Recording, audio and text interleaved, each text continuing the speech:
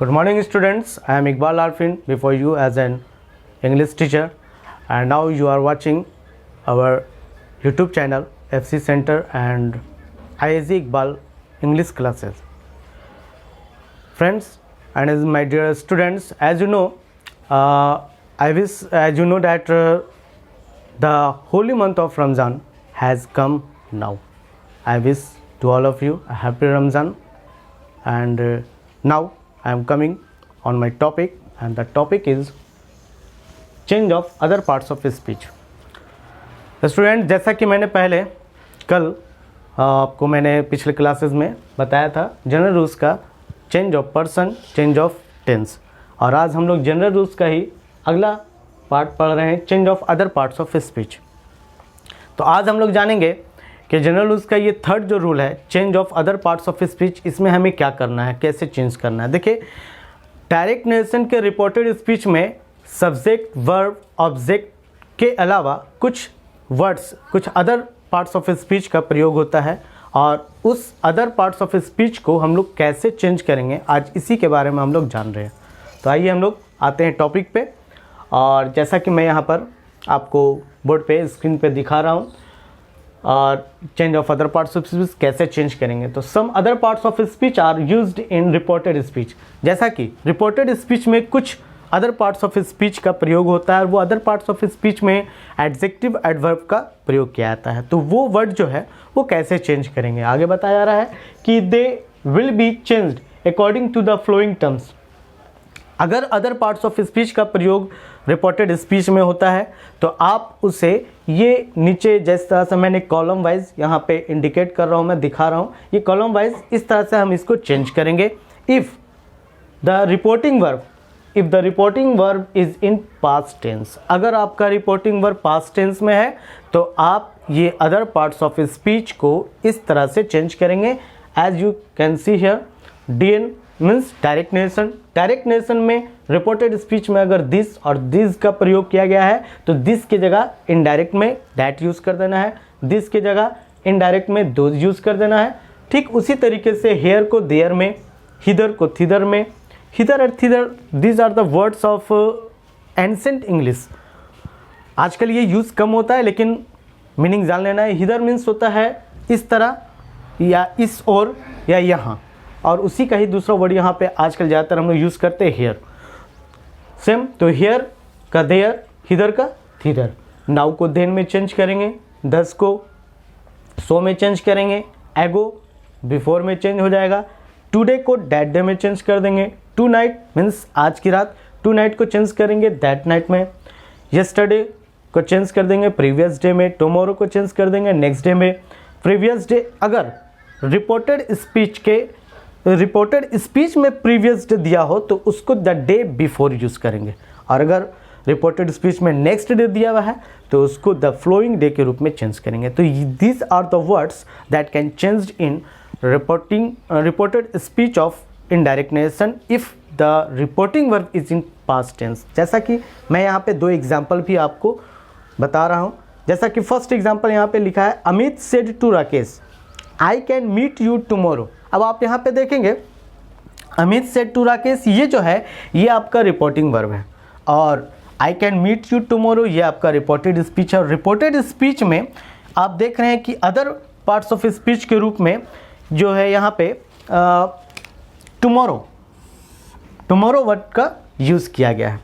और अब हम इनडायरेक्ट स्पीच में जब चेंज करेंगे तो चूँकि रिपोर्टिंग वर्ब पास्ट में है तो इनडायरेक्ट स्पीच में जब चेंज करेंगे तो टुमारो को चेंज करना है। लेकिन अगर रिपोर्टिंग वर्ब प्रेजेंट टेंस में है, फ्यूचर टेंस में है, तो फिर टुमारो को चेंज नहीं करेंगे, पास्ट टेंस में होगा तभी चेंज करना है। तो चलिए आते हैं, चेंज करते हैं। Amit told Rakesh that he could meet him tomorrow को चेंज कर दिया गया नेक्स्ट डे में। आप यहाँ पे देख रहे हैं कि मैंने किस तरह से चेंज किया। चलिए दूसरा एग्जाम्पल में आते हैं। I said to Sanjay you are watching my channel now. अब आप यहाँ पे देख रहे हैं कि यहाँ भी रिपोर्टिंग वर्ब जो है वो आपका पास्ट टेंस है। आई सेड टू संजय ये पास्ट टेंस है, इसको चेंज कर दिया गया तो आई टोल्ड संजय हो गया।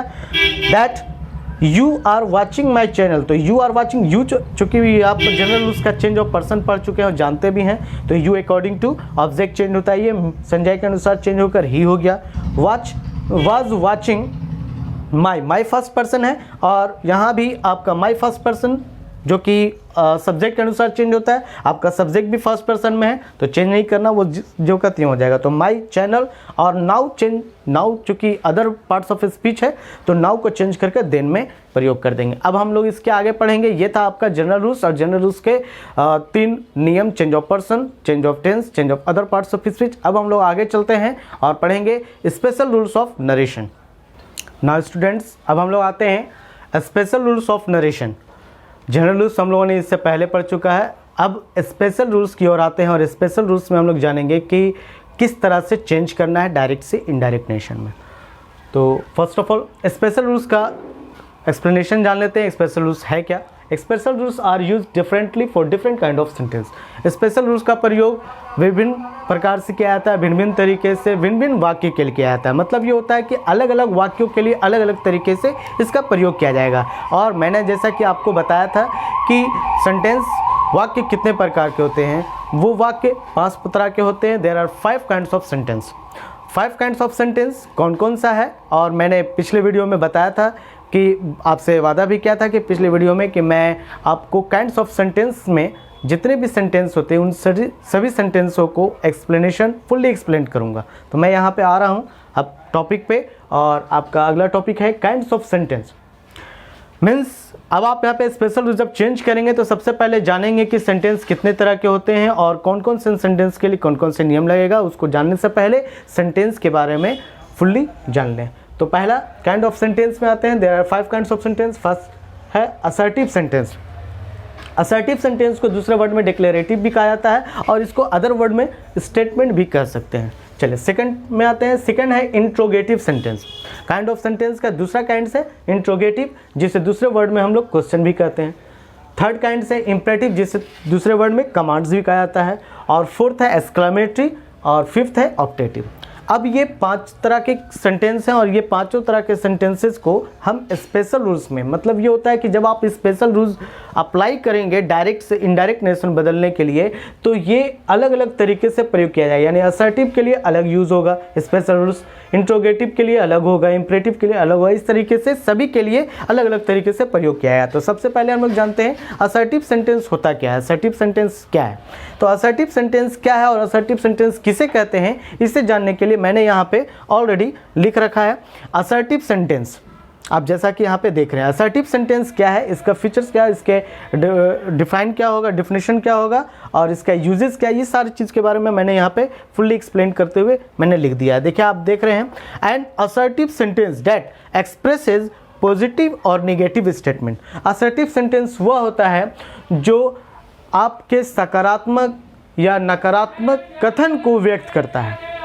मतलब ये होता है कि जब कोई व्यक्ति कोई बात कह रहा होता है तो वो बात या तो वो पॉजिटिव वे में, सकारात्मक मूड में, मिजाज रूप में कह सकता हो, या फिर वो निगेटिवली यानी नकारात्मक रूप में कहता हो, उसे हम लोग असर्टिव सेंटेंस कहते हैं। इसका दूसरा डिफिनेशन मैंने लिखा है a sentence that says something. यदि कोई वाक्य यानी एक ऐसा वाक्य जो जिससे कुछ कहने का बोध होता है, अगर आप कुछ कह रहे हैं तो वो आपका असर्टिव सेंटेंस है। लेकिन कहने का अंदाज क्या होता है कि यहाँ पे ये कहा जा रहा है sentence that says something in affirmative और नेगेटिव मूड। मतलब ये कि अगर आप अफर्मेटिव मूड में यानी सकारात्मक रूप में कह रहे होते हैं या नकारात्मक रूप में कह रहे होते हैं, तो आपका ये कथन जो है, ये कथन को हम असर्टिव सेंटेंस कहते हैं। इसे असर्टिव सेंटेंस कहा जाता है। चलिए आते हैं अगला, असर्टिव सेंटेंस है क्या? असर्टिव सेंटेंस की पहचान क्या होगी, इसको हम लोग कैसे जानेंगे कि ये सेंटेंस असर्टिव सेंटेंस है? तो उसके लिए मैंने इन शॉर्ट बता रखा है it begins with capital letter. Assertive sentence जो है वो कैपिटल लेटर से शुरू होता है and ends with full stop. Full stop से एंड होता है। चलिए उसके बाद फिर आगे चलते हैं। असर्टिव सेंटेंस 2 प्रकार के होते हैं। इट हैज़ 2 टाइप्स, अफर्मेटिव और निगेटिव। मीन्स अगर अफर्मेटिव सेंटेंस है, जैसे कहा जाए कि I am going to market, तो ये असर्टिव सेंटेंस है, इसे अफर्मेटिव भी कह सकते हैं, असर्टिव भी कह सकते हैं। अगर आप कह रहे हैं I am not going to market, तो ये निगेटिव सेंटेंस है, इसे असर्टिव भी कहा जाता है। तो ये आपका हो गया काइंड्स ऑफ सेंटेंस का फर्स्ट काइंड, असर्टिव सेंटेंस। अब हम लोग आते हैं इसके स्पेशल रूल्स के बारे में। नाउ स्टूडेंट्स, अब आते हैं हम लोग अगले टॉपिक पे। तो जैसा कि मैंने आपको बताया कि मेरा अगला टॉपिक होगा special rules of assertive sentence.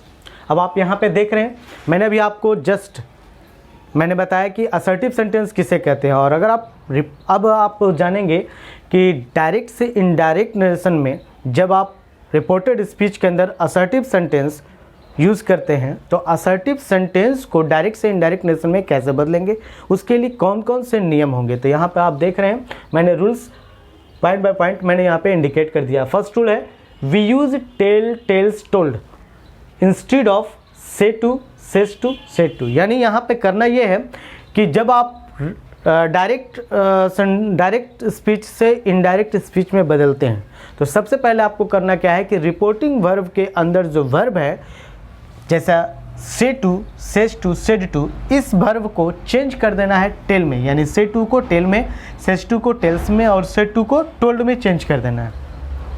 While जबकि we use say, says, said in the same way if reporting verb of direct narration has no object. जबकि आप क्या देख रहे हैं कि अगर रिपोर्टिंग वर्ब के ऑब्जेक्ट में यानी रिपोर्टिंग वर्ब में कोई ऑब्जेक्ट नहीं होता है, यानी से, सेज, सेड का प्रयोग किया जाता है, तो आप उसको वैसा ही यूज़ करेंगे, उसको चेंज नहीं करेंगे, यानी टेल, टेल्स, टोल्ड में चेंज नहीं करेंगे, से, सेज, सेड ही लिखेंगे अगर रिपोर्टिंग वर्ब नहीं है तो। चलिए सेकंड पॉइंट में आते हैं।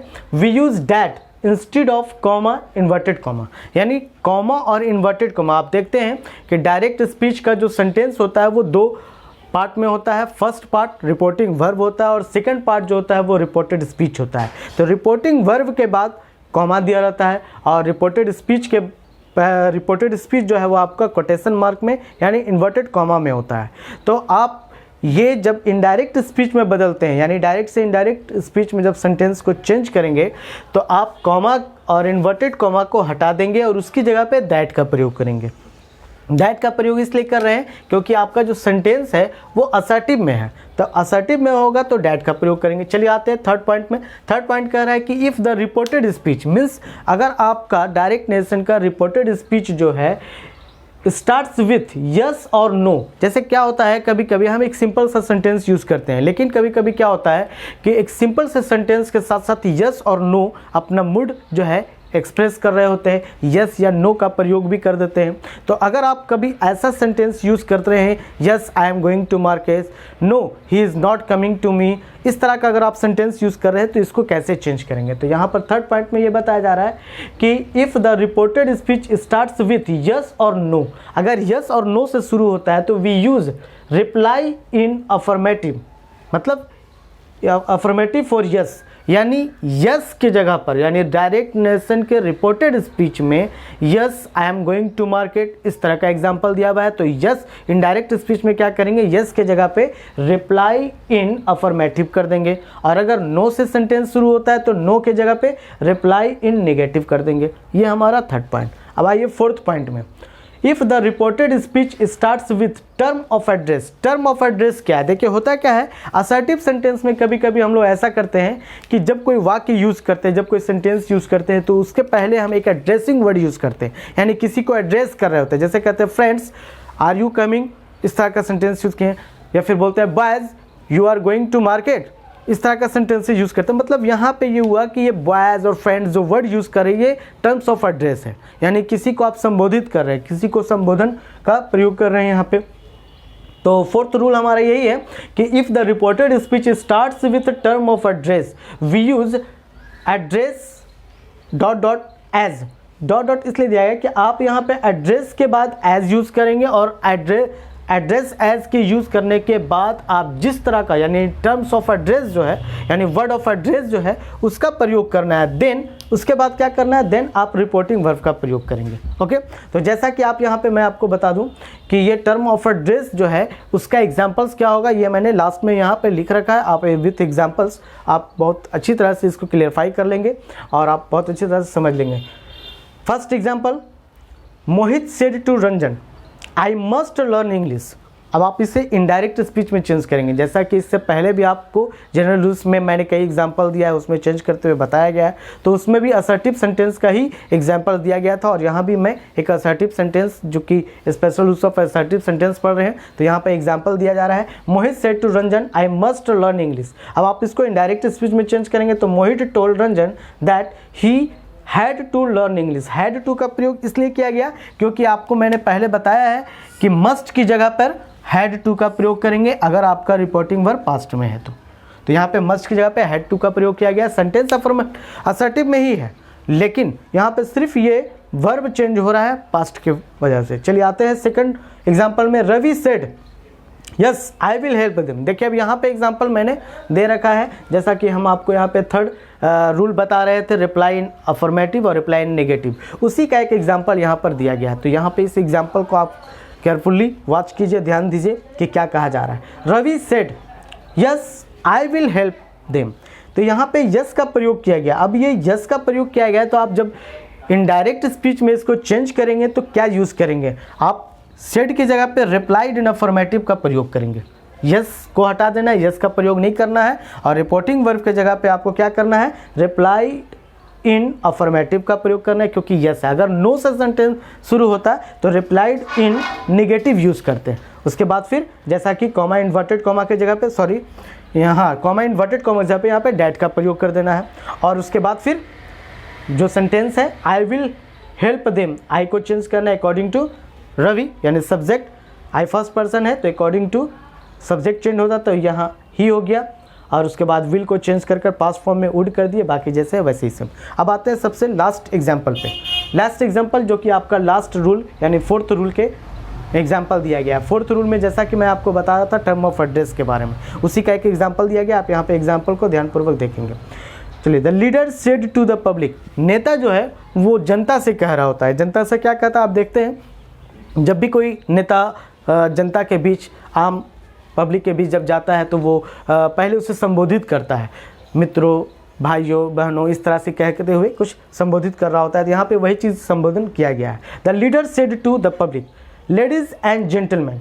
लेडीज़ एंड जेंटलमैन जो है ये टर्म ऑफ एड्रेस है।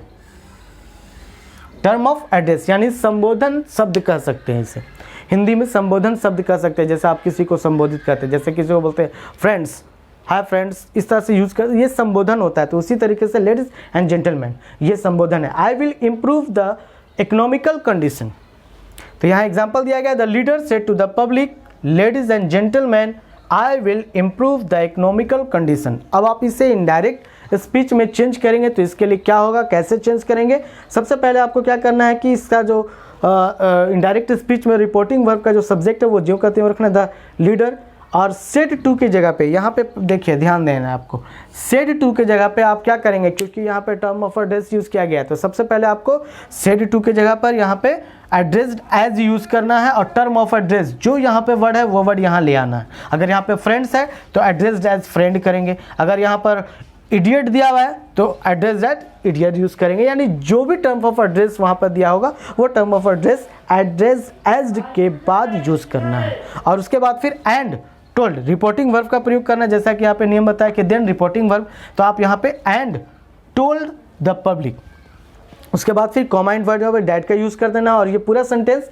I will improve the economical condition, इसको चेंज कर देंगे, आई चेंज कर देंगे, फर्स्ट पर्सन है अकॉर्डिंग टू सब्जेक्ट चेंज होगा, यानी लीडर के अनुसार, तो लीडर के अनुसार चेंज हो जाएगा तो ही हो जाएगा, है ना। यहाँ पे ही यूज़ कर दिया गया है, विल को चेंज कर वुड का प्रयोग कर दिया गया, बाकी जैसे वैसे हो गया। तो ये था आपका special rules of assertive sentence. अब इससे स्टूडेंट्स, अगर आपको इस special rules of assertive sentence से जिस तरह का भी प्रॉब्लम हो या कुछ आप पूछना चाह रहे होते हैं, आप हमारे कमेंट बॉक्स में ज़रूर लिखें और हमसे जानें कि हाँ कैसा रहा और आप क्या सीखें। जो कुछ आपका प्रश्न होगा वो कमेंट बॉक्स में होगा। इसके लिए आज के नहीं, नेक्स्ट वीडियो में मैं आपको पढ़ाऊँगा special rules of interrogative sentence. आज के लिए इतना ही, थैंक यू।